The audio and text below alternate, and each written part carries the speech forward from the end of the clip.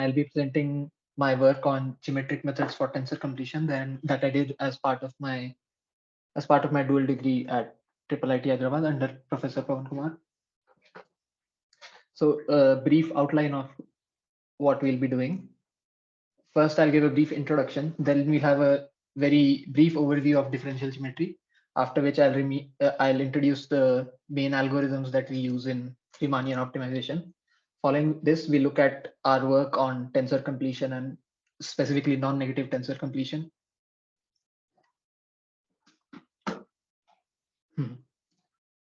So generally, optimization theory encompasses the mathematical problem of making the best use of the resources which are available to us to maximize our reward. So in general, pretty much any machine learning problem that you pick up, you can formulate it as optimization problem. In fact, you mostly do solving the optimization problem is generally the machine learning problem under certain other constraints that we have. The idea behind using the geometric optimization is that most machine learning problems have some hidden symmetries, and this allows us to formulate them as optimization problems over a special class of spaces which we call smooth manifolds. Yeah, so in the most general optimization problem is of this form, where you want to minimize a function f of x, where x lies in some input space, let's say D, subject to a bunch of constraints, which subject to, let's say, x lies in some set C. Now, we'll consider optimization problems of the form where f is a differentiable function, D is a Euclidean space, and C is a smooth manifold.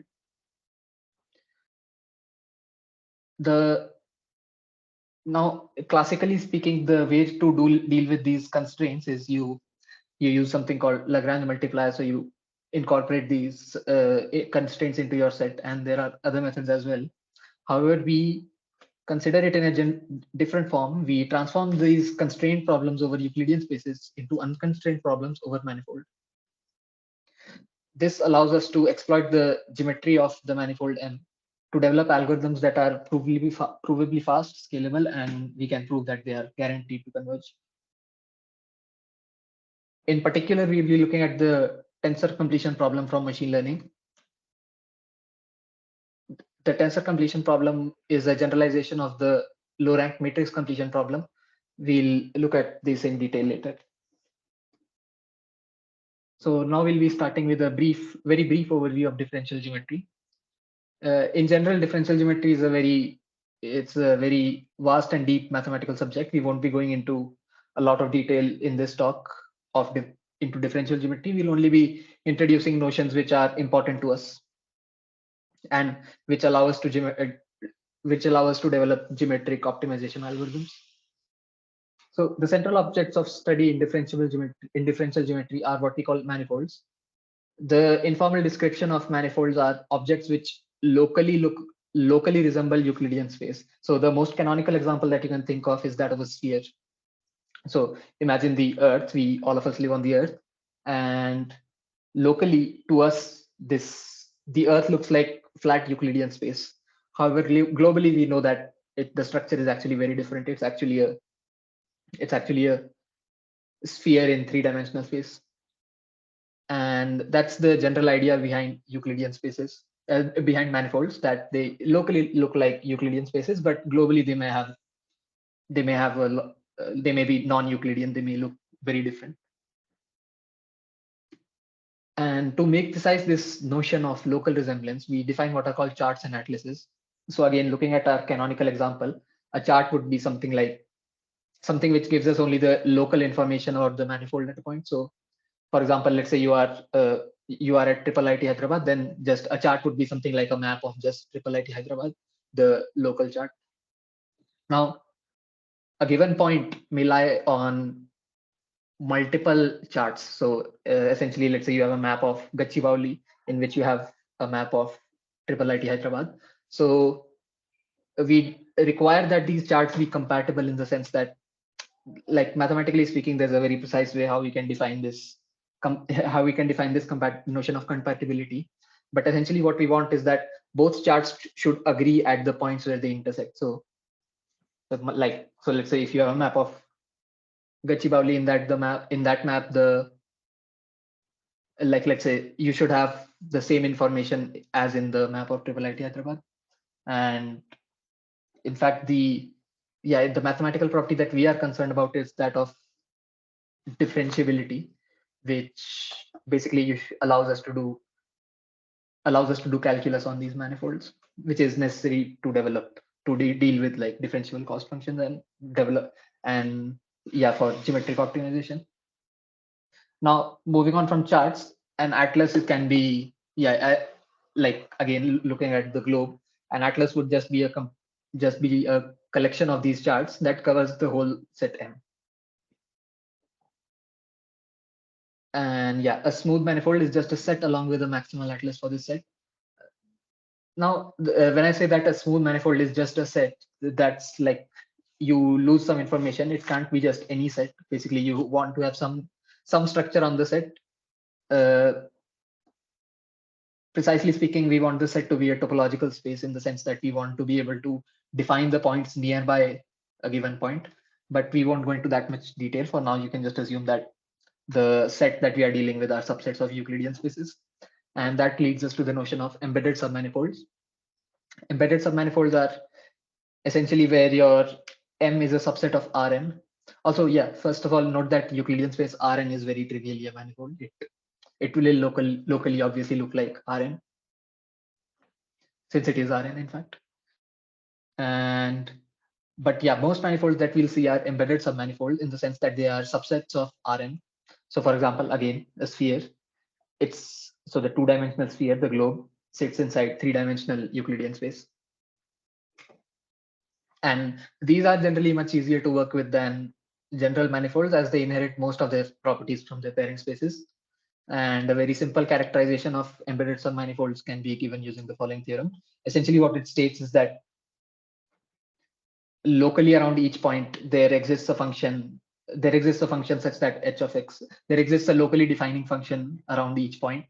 And in fact, most of the times, these locally defining functions are globally defining in the sense that our subsets, like our manifolds, are just zero sets of the functions. So as a simple example, the n-1 dimensional sphere, it sits inside the n-dimensional sphere and is defined by the locally defining function x transpose x minus 1. It's the z of this function.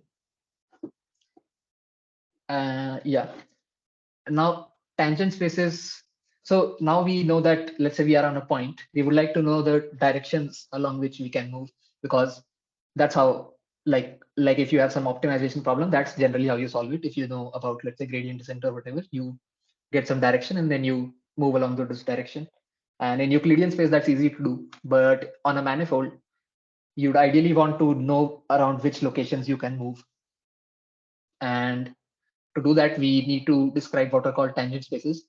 Tangent spaces essentially are, it's essentially a vector space which tells you which directions along the manifold you can move. So for a sphere, you can just imagine it as the tangent plane to the sphere at that point. And this is the formal definition, but if we don't, these are defined using curves on the space. So this diagram is perhaps useful for that.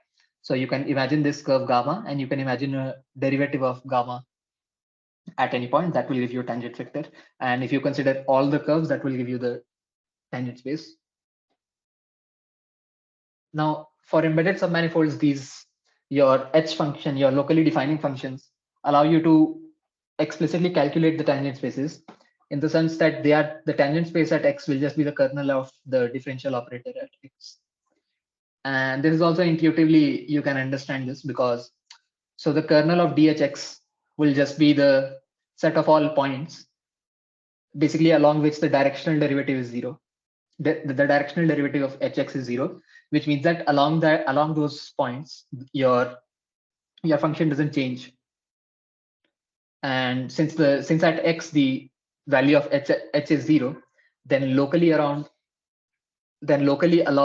any point in the kernel of dh at x, the function won't change and it will be approximately 0. Yeah, and so for the sphere, for example, the the locally defining function is just x transpose x. If you consider the directional derivative along v, you just get 2 times x transpose v, which will be, yeah, and so you'll get the tangent spaces. And you can also visualize this geometry. Basically, what it means is that this is essentially the kernel at dhx will just be this all the vectors v which are orthogonal to x, and you can imagine this as well, that this is exactly the tangent plane at that point. Yeah, so now that we have done that, we also want a notion of a Riemannian metric. The Riemannian metric essentially turns the manifold into a space on which you can do geometry, as in you can define using the notions of length, angles, etc. on this. Now, if you know, in Euclidean spaces, this is given by just a inner product structure. Like given an inner product on a Euclidean space, you can define everything from lengths. Lengths will, so you'll define the length as just the inner product of A with itself, the square root of inner product of X with itself. The angle the angle between two vectors X and Y is just the inner product of X and Y divided by the lengths of X and Y, and so on. So essentially, we need an inner product like structure on the tangent spaces. And in fact, that's explicitly just what a Riemannian metric is. It's just an inner product like inner product structure on the tangent spaces at each point. And to maintain the smoothness, we'd also want the map G to be a smooth map. Now, most of the times we won't need to we won't need to define this explicitly. Most of the time, the inner product will be the same at each tangent at each point P, and it will just be a standard Riemannian, standard Euclidean inner product of some yeah, basically your Euclidean inner product. And yeah, this is because we are considering embedded submanifold where you, like from the ambient Euclidean space, you just get your inner product structure. And Riemannian manifolds are just, yeah, a manifold, a smooth manifold with a Riemannian metric. And this is enough to define what are called Riemannian gradients. Now, if you'll know these, the notion of a gradient, Riemannian gradient is just the standard notion of a Euclidean gradient, just generalized to Euclidean manifolds. And if you have a function f from the manifold to the set of real numbers, so you have a scalar function on a Riemannian manifold M, and additionally we require the smoothness of f, then the gradient of f at any point p is just the unique vector in the tangent space, such that the directional derivative of f at x along v is given by the inner product or the Riemannian metric of gradient of f at p times v. And you can actually show that this thing will always exist. Like something like this will always exist at each point. And for Euclidean submanifolds, for Riemannian submanifolds, it's easy to compute this because, so essentially the gradient f, so the function f defined on the manifold, you can extend it to the Euclidean space, and you can consider the Euclidean inner product. And the directional derivative of f at x along v will just then be the directional derivative of f hat at x along v, which will just be the inner product of the Euclidean gradient times v. And yeah, so using this equation, you can see that this will only be satisfied when the gradient of f of x is just the projection onto the tangent space at x of the gradient of the Euclidean gradient. So essentially, in Riemannian submanifolds, your Riemannian gradients are just projections onto the tangent spaces of the Euclidean gradients. And this allows us to easily compute. So if we have projectors onto the tangent spaces, then we can easily compute the Riemannian gradients from the Euclidean gradients. And so yeah, the Riemannian gradient essentially captures all the first order information of f around a point. We'll make this notion precise later. And to develop second order concepts, we need a few more advanced tools. Now these connections tend to be like defining them tends to be an exercise in mathematics, which let's say for now we'll skip, but essentially they are generalizations of the notion of a directional derivative or the derivative of one vector along another vector. In general, we can't do till now we just defined it for scalar functions, and it's easy to define it for scalar functions. But when we want second order information, we need derivatives of the gradients, and gradients are vector fields. So we need a notion of directional derivative of a vector field along another vector field. And to that end, we define what are called connections. And you can show that for any Riemannian manifold, uniquely there will exist a Riemannian connection. So yeah, but in the case of submanifolds, this connection is inherited just from the parent space, and we can write it in this way. So essentially, you take the directional derivative of y along x, and then you project it onto your tangent space at P. And so finally, we may now define the Riemannian Hessian in a very natural way. So the Riemannian Hessian is just the directional derivative of the gradient, Riemannian gradient. And for submanifolds, we'd have again just the projection of the directional derivative of the gradient along V. Note also one thing, that the directional derivative that we are taking over here is the directional derivative of the Riemannian gradient rather than the Euclidean gradient. So naively, if you wanted to define the Riemannian Hessian, you would just say that, oh, you just take the projection of the Euclidean Hessian, but that actually does not turn out to be the case.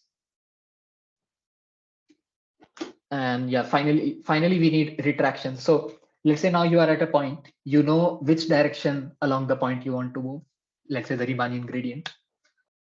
And now you'd want to move along that manifold. Now you'd like to move along the manifold in that direction. In Euclidean spaces, you just add the vector. So if you are at x, you just add x plus tv, where v was your direction of motion. But that's actually, on manifold, you can imagine that this would not work. For example, if you're on a sphere x and you add v along that, you'll end up outside the sphere. So that's not a very good thing to do. So we define what are called retractions, which are essentially smooth maps, which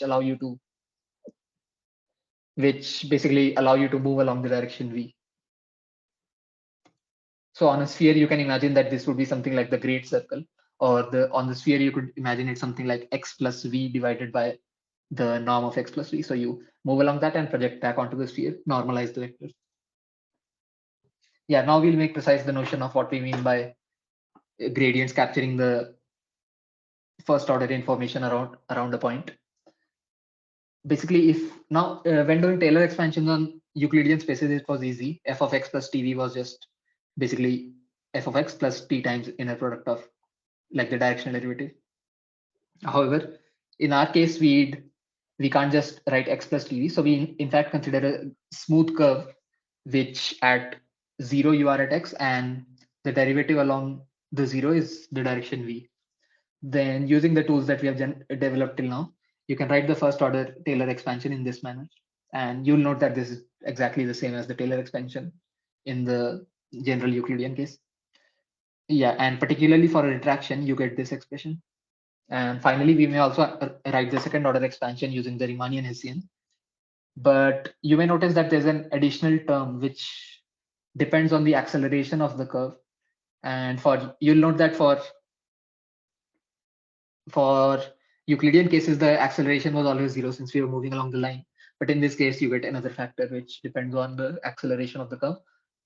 And yeah, now let's say you want to get rid of these terms, then you could enforce another constraint on the retraction, that the second derivative of the acceleration of the retraction curve is always 0. And there's actually retractions which satisfy this, and these retractions are what we call second order retractions. And in particular, there are things called geodesics, which are generalizations of the lines to this manifolds which satisfy this property. In that case, you'll note the expression. If your retraction was a second order retraction, then your expression would be exactly the same as the expression for the Euclidean second order Taylor expansion. Yeah, so till now we were looking at embedded submanifolds. Another class of manifolds which we'll encounter are what we call quotient manifolds. So quotient manifolds are spaces which sometimes have inner, like let's say you have some space and you know that you don't want to consider the space itself. You want to consider 2 points on the space to be equivalent. For this, basically, let's say you have an equivalence relation on M. then you could consider the points of M, like you consider the equivalence classes of X under this equivalence classes of points in M under this equivalence relation, and you define what are called quotient manifolds. So to visualize these things, you may visualize this thing as gluing together the points that lie in the same space. So for example, let's say you have a single line and you identify the points 0 and 1. So essentially your equivalence relation would consist of just the point 0, 1. So essentially what you're doing is you're identifying 0 and 1 as to be the same point. So you can imagine you glue them together and you'll get the circle. So this way you can, this allows us to construct lots of spaces. So now let's consider let's say you have a 2D plane and you identify the two opposite edges. Then you'll get a cylinder. And now if you identify the opposite sides and glue them together, you'll get a torus, and you can create all sorts of spaces from this. And this is actually where we like developing optimization algorithms on quotient manifolds allows you to do something which you may not like, which may be difficult in general. So let's say you have some function f which is invariant under some tilde. So you know that f of x is equal to f of y for all x which is related to y under the relation tilde. Then this is an invariant function in the sense that it's invariant under tilde. And this uniquely defines a function of m by tilde, because f at any equivalence class of x, you could define it as f of y for any y in the equivalence class of x. So it uniquely defines a function on the quotient manifold. And so minimizing f over m is the same as minimizing f bar over m by tilde. And you could imagine that minimizing f over m is not a very easy task, because essentially it may not be convex or it may have some non-desirable properties. But minimizing f bar over m by tilde might turn out to be an easier task. And in fact, it does turn out to be an easier task in many cases. And so I won't go into much details, but now we would like to do whatever we were doing on embedded submanifolds in quotient manifolds. So in that case, we have, so first thing would like to generalize is the notion of a tangent space. So there's a natural way in which you can construct an isomorphism between the tangent spaces on the quotient manifold and tangent spaces on the parent manifold. And I won't go into a lot of details with it, but essentially there's a subset of the tangent space called the horizontal space, which is isomorphic to the tangent space at the on the quotient manifold. And now this allows us to do everything we were doing on the parent space. So basically we can now define anything we want to do on the quotient manifold by lifting it from the tangent space on the quotient manifold to the tangent space on your general manifold. This mapping from the tangent spaces on the quotient manifold to the tangent spaces on the parent manifold is what we call the horizontal lift, which we denote as lift of x. And using this horizontal lift, we can extend all the tools from the parent space to the quotient space. Say, for example, given a retraction on M, we can define a retraction on R bar using this. So essentially you lift V to the horizontal space, use the retraction on the parent manifold, and then project back onto your quotient manifold. And this indeed defines a retraction under some conditions, which I'm currently skipping. Yeah. Now, having developed all these tools, we can move on to the process of defining Riemannian optimization algorithms. And yeah, so now you are considering Riemannian optimization algorithms, which is minimize f of x such that x lies in M, where M is like a Riemannian manifold. Now if you consider it as a constraint optimization problem on a unconstrained optimization, if you consider it as a constraint optimization on the manifold, you would get what are called the KKT conditions, which are essentially conditions for checking if a point is an optimal point. And we can write down, like we saw these Taylor expansions, and we can write down the locally we can say when f of x will be a optimum. And basically that will occur when the gradient is 0. And we can also write the second order conditions. That would be when the gradient is 0 and the Hessian is positive semi-definite. And you'll note that this is the same as the Euclidean optimality conditions, except you use Riemannian gradients and Riemannianisms. And you can in fact show that these conditions in 7 are equivalent to the KKT conditions. So in some sense, this makes our this in some sense shows the equivalence between optimizing on the manifold and doing constraint optimization on a Euclidean space. And this also shows the mathematical elegance, because you essentially are generalizing everything from Euclidean space to manifold, and you don't have to deal with the KKT conditions and all that, which may be rather awkward ways to deal with this. Yeah, so the simplest geometric optimization problem is just optimization algorithm is just Riemannian gradient descent. So this is the same as Euclidean gradient descent, except you first compute the Riemannian gradient, which you basically project onto the tangent space of the Euclidean gradient. Secondly, you compute the step length Tk, and this may be done using, let's say, backtracking or using whatever you were doing in the Euclidean case. And finally, when you are updating, you travel along the negative of the gradient of f at x using the retraction, except you travel along a distance, let's say Tk. So yeah, this is a simple, and you can under mild conditions, you can also prove the convergence of this algorithm. And these conditions may be like generalizations of convexity assumptions or any other assumptions that you want. In fact, you can even prove the rate of convergence. This converges linearly. Yeah, second we have Riemannian Newton's method. This is again a generalization of the normal Newton's method. And in here, you need to compute the gradient. You need to compute the Hessian. And finally, you need to solve this linear system to get Vk, and then you travel along Vk. Note another thing. So when we are solving this linear equation, we are assuming that the acceleration term in the Taylor expansion is absent. Otherwise, you'd have another term over here. But yes, since we are for basically to make sure that Riemannian Newton methods works correctly, you'll need a second order retraction. So that's one important part. And yeah, this gives you this is the simple algorithm. And again, you can prove that this converges under certain conditions, and also you can prove the rate of convergence. This converges quadratically under certain mild assumptions. Yeah, finally, we also generalize the conjugate gradient algorithms to to manifolds. Now there's a bunch of ways that you can do this, but we'll be using one particular way, which I have mentioned over here. And note another salient point over here. In step 4, we end up having to compare tangent vectors in two different tangent spaces.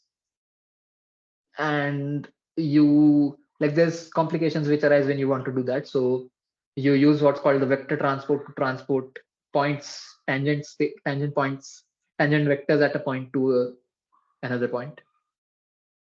And yeah, and the rest of it is it's a generalization of just a simple conjugate gradient algorithm. Yeah, now a few advantages of Riemannian optimization.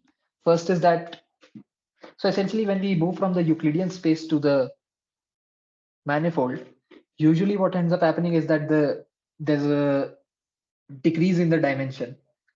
Like there's, in fact, most of the time there's quite a bit in decrease in the dimension. That depends on your application. And this allows us for the development of algorithms which are efficient and quite scalable. And secondly, like in many constraint problems, the function sometimes has nice property that it might lose while you construct the dual function or when you use some other algorithm to solve it.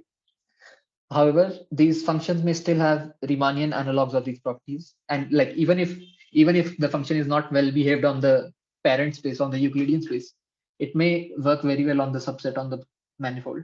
Like it may have some Riemannian analogues of these property. For example, there's a notion of geodesic convexity, which means that the Riemannian optimization, like basically it is a generalization of the notion of convexity to manifolds. And this allows us to argue about convergence, rate of convergence, and many other properties of these Riemannian, of these algorithms. Finally, this may not seem very important, but this actually shows the power of this tool. So basically the methods we have developed allow for a direct generalization of optimization theory to abstract spaces of all of any kind. So, and these abstract spaces may be in fact very general spaces. So, for example, you could consider, let's say, hyperbolic spaces, and there's actually applications where people embed, like they train word embeddings on hyperbolic spaces. And similarly, this abstract space may be, let's say, the space of all graphs or some graphs of some good structure. And you could, like, instead of having to go from perhaps formulating it as an optimization problem on some other thing, you can directly optimization over these abstract spaces, provided you can give it some nice geometric structure. And this allows a more natural setting to develop algorithms, and where you can also prove many other good properties that you would ideally want. So this makes it actually quite powerful. Yeah. Now let's move on to the tensor completion problem. Now we'll apply the methods we have developed till now onto actual problems. So yeah, let's start with matrix completion, which is a easier form of tensor completion. Here you have access to a partially observed matrix M, where we know the values of M at some subset of points, let's say omega. But omega might be something like 10% of the size of omega may be very small than the size of the matrix M. It might be something like 5% or even 1% of the size of M. Now, if I just, and the idea is that we want to recover the original matrix M. Now, this thing is ill posed without any other constraints, because I could just I could just have that at points omega you have Mij, and everywhere else you put anything. So an important constraint that we have is that the matrix M has a low rank. So we want the lowest rank matrix, which exactly agrees with Mij's on the omega. And this actually is motivated from many things. So for example, let's say you are doing, let's say your matrix M represented an image. And we know that generally images tend to have a low rank, in the sense that it only has a few large singular values and many small singular values. Then if you are given, let's say, just 10% of randomly sampled entries from this image, you'd like to recover the image.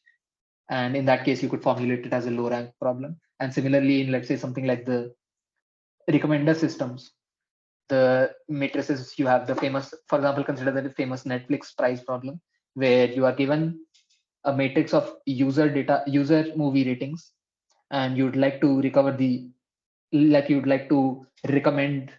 So you basically, obviously, every user has not watched every movie, so you only know partial entries of this of this matrix. You'd like to recommend some movie which you have no idea about, and this database, like this recommender system dataset, also tends to have a low rank. So this is actually a very well motivated problem. Now, to formulate it up as an optimization problem, the simplest way would be equation number 8, where you want the minimum rank of x, like you want the x which has the minimum rank, subject to this constraint that it agrees on the points in omega. But this is obviously like pretty hard to solve, because the rank function is very, very ill behaved. So in fact, you can show that this problem is NP hard. So what we do instead of this is we construct the closest convex envelope to the rank function. So essentially we create a function f such that f is a convex function, and it's in some sense the best convex function which approximates the rank function. And this in fact turns out to be what we call the nuclear norm, which is just the sum of the singular values. So we get equation 9, which is you want to minimize the nuclear norm subject to these constraints. Now, this is also not a very this is not also a very good form. In actuality, you formulate it in this form, where you have a two norm, like where you impose a penalty on the omega terms, and you have a regularization parameter, which is the nuclear norm. Apart from this, there's also a fixed rank form, where you might want to minimize just this two term on omega, subject to the fact that rank of x is less than equal to r, or rank of x is equal to r. Yeah, and another generalization of this problem is the structured matrix completion problem. So what ends up happening is that in most of the applications of matrix completion, you have certain extra information about the matrix that you would like to incorporate. So for example, you may know that the entries of X, the entries of the matrix M are non-negative, or you may know that, yeah, or you may know that M has some nice structure. Let's say it has a Hankel-like structure where basically it has a, like all the off-diagonal elements are the same and so on and so forth. So to that end, we consider the structured matrix completion problem, where apart from the low rank constraint, you have a structural constraints where you have a linear structural constraint determined by this, given by this A map. Now, the tensor completion problem is formulated along similar lines, but tensors tend to be much more difficult objects to deal with because they have, like, they are not as simple as matrices. They have a lot of properties which are not there in matrices, even just three-dimensional tensors. So one such thing is the notion of a rank for a tensor, where you can define the rank of a tensor in many ways. So it's difficult to formulate it in exactly this form.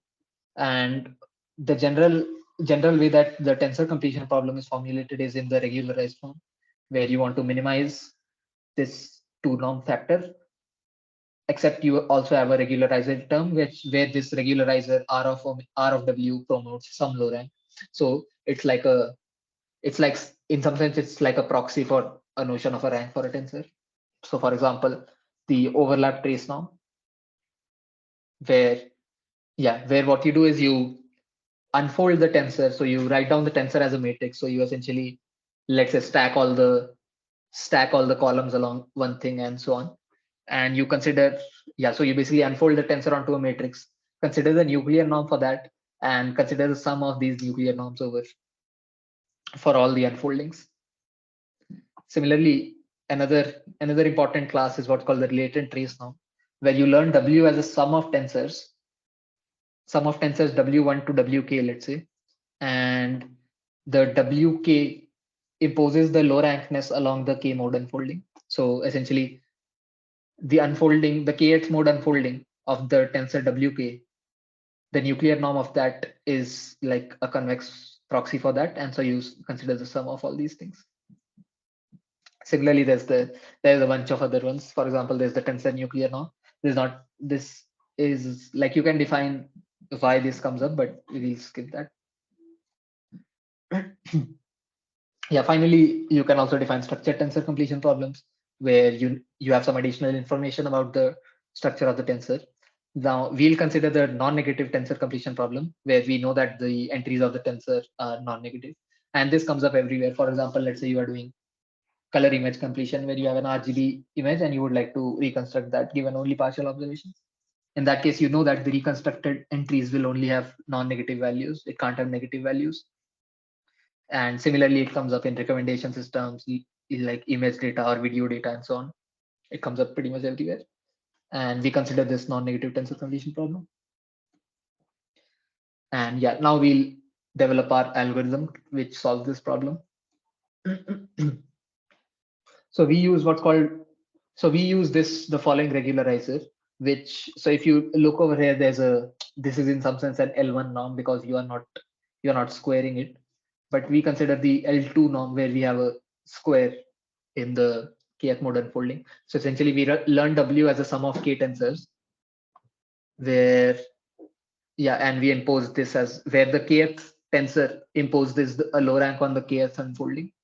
And we also have these lambda k parameters, which are essentially hyperparameters, and they control how much each mode should have an influence. So in the most general way, we can consider the following problem, which we call the primal problem, which is in this form. So we construct the dual problem to this primal problem. You can like this is a bit of a, this is actually not a very difficult proof, but you can construct the dual problem, which becomes sort of like a min-max problem. And the optimal primal and dual variables are related as follows. So basically the kth W can be written in this form, where this notation denotes what's called the K mode product. So essentially what you do is you unfold the tensor on the right along the kth mode, multiply it by theta k, then go back to the tensor form. Yeah, and this also promotes. So note that if you consider the k mode unfolding of this wk, it would be something like theta k into k mode unfolding of z plus s. And we want to impose low rankness on this the k mode unfolding of wk. And this will only be true when the theta k itself has a low rank. So finally, we have the following problem. Theta. So also, yeah, like this comes up when you construct the partial dual. The theta k lies on P and K, which is the set of all positive symmetric definite matrices, positive semi-definite matrices with with essentially trace equal to 1. So now it also has a low rank, and we call this manifold the spectrahedron manifold. So the set of positive semi-definite n by n matrices with rank exactly R and with unit trace is called the spectrahedron. And this is the manifold over which we optimize. Now you could view it as a submanifold of n by n matrices, but it has an additional element of symmetry which isn't very obvious from just this thing. So essentially, basically, if you have any x on the spectrahedron, you can write x as y transpose, where y is an n by n matrix which is full rank. Because so you know that you can write x as uv transpose, where u is n by r and v is also n by r, and both have full rank. But since the matrix also is positive definite, u and v must be the same. Yeah, and note that these y's, given a y, it does not uniquely identify x, in the sense that if you post multiply y by any orthogonal matrix, any r by r orthogonal matrix, the final x that you will obtain is the same. So essentially, the y does not. So if x is equal to y transpose, then x is also equal to y o transpose. So it's in some. So you have another symmetry, and you incorporate this symmetry into your space, and you can write down. Yeah, and you consider the equivalence relation z will be related to y if and only if z is equal to y for some orthogonal matrix O. And we can write SNR. Then we can write SNR as the sphere under this mapping tilde. And also, yeah, so basically this y, so y over here, so you also have this trace condition on x, and this translates into a norm condition on y, because the trace of x being 1 is the same as saying that the trace of y transpose y is 1, which is like essentially the norm on y. And SNR is in some sense just exactly the same as the sphere. It can be identified with SNR, and you can write you can write down the horizontal and vertical spaces explicitly in this way. We mostly care about the horizontal space, and the horizontal left is given by this thing.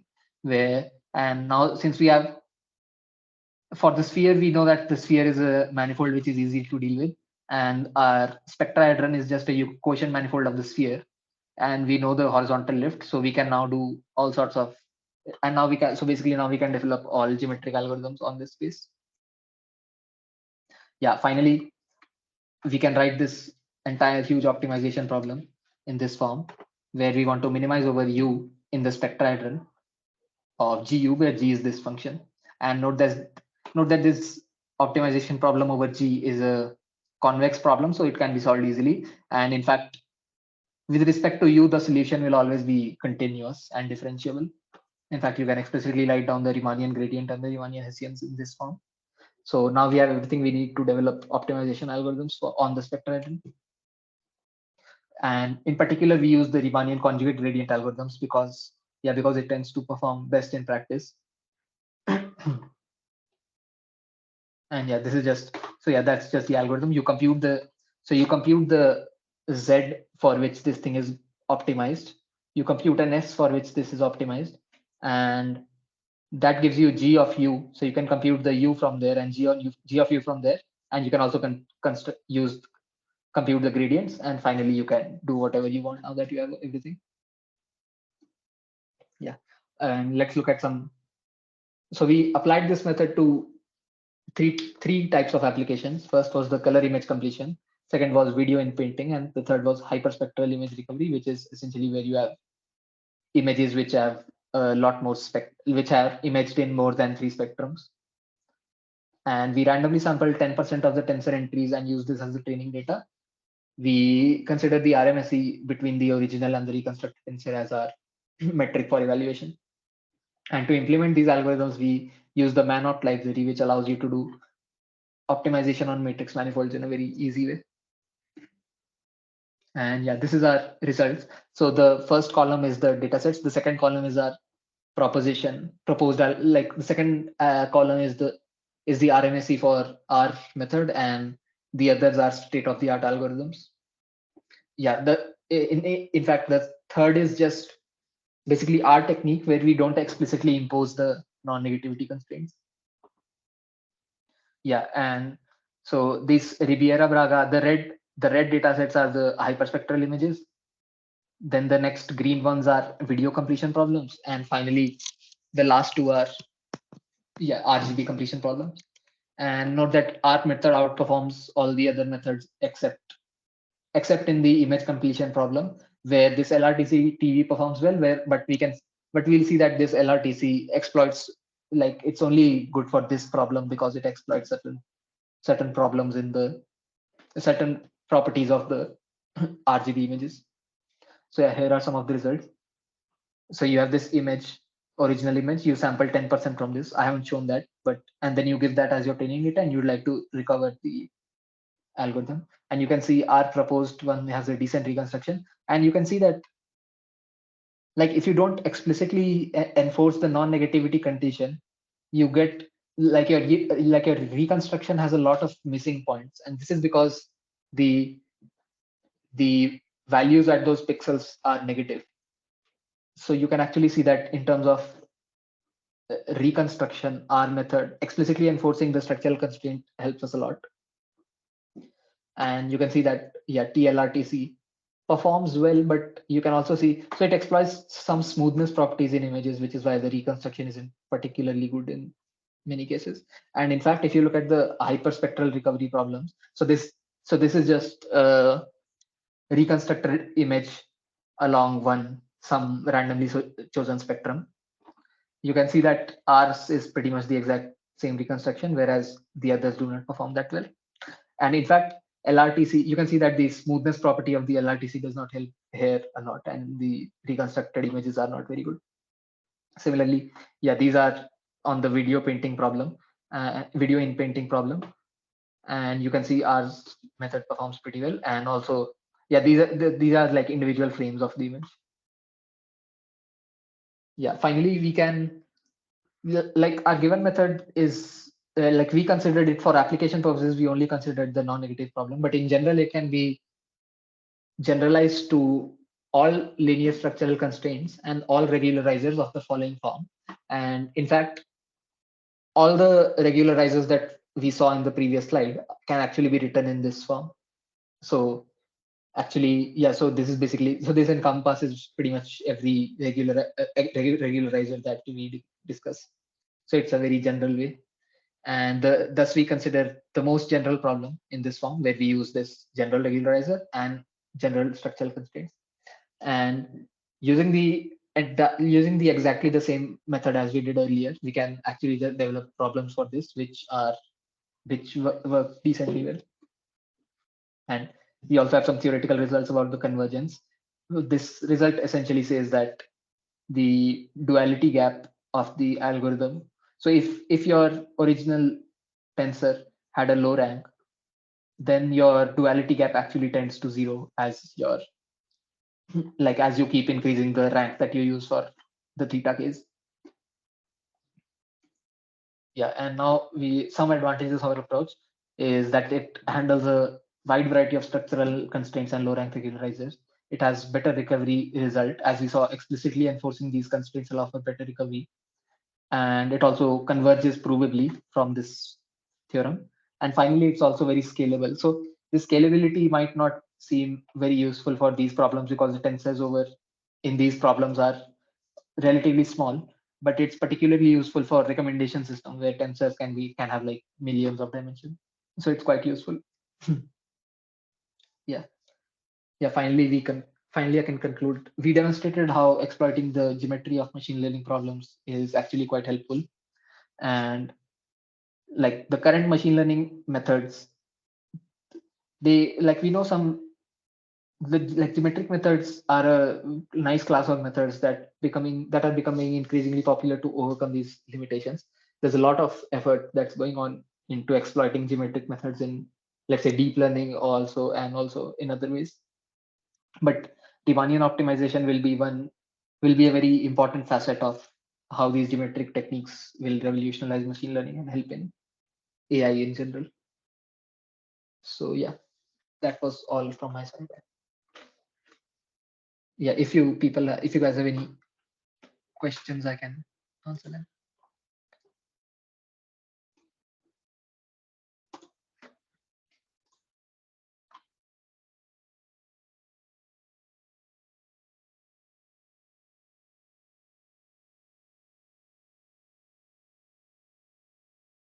Yeah.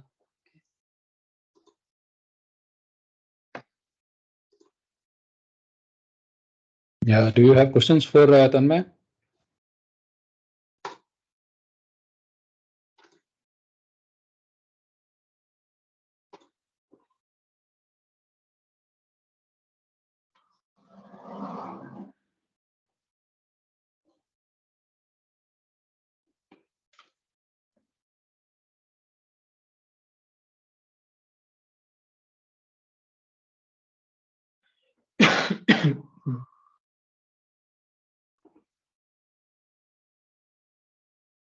Yeah, so I guess if there are no questions, we can end the Yeah. meeting. Okay, so thanks a lot, Tanmay. It was a very nice pleasure working with you. We learned a lot of stuff Yeah. together, and Yes. I really wish you. Okay, there will be a proper like defense with the panel also at some point on 22nd, I guess. Yeah, it's on So 22nd. that will be your final thing. Okay, so see you then. Okay, so you have to come here, right, in Triple IT. Yeah, So yeah, I'll be there in Hyderabad. okay, then yeah, then we will meet. Okay, great. Yeah, okay, great. Yeah. Okay, guys, so let us end the meeting then. Okay. Okay, see you. Thank you, Bye. everyone. Yeah, thanks. Bye.